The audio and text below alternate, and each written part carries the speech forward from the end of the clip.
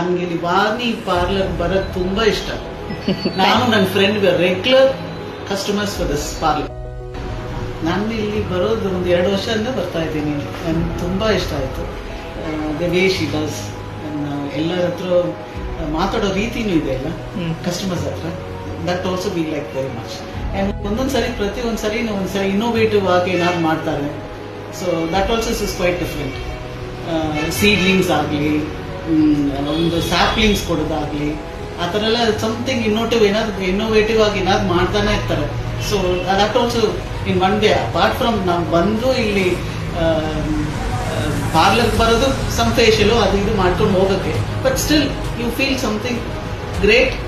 ಅವ್ರು ಏನೋ ಮಾಡ್ತಾ ಇರೋದಾಗ ಅದನ್ನೆಲ್ಲ ನೋಡಿದ್ರೆ ಒಂದು ಸಂತೋಷ ಆಗುತ್ತೆ. ಜಯಂತಿ ಅಂತ, but I am retired railway employee.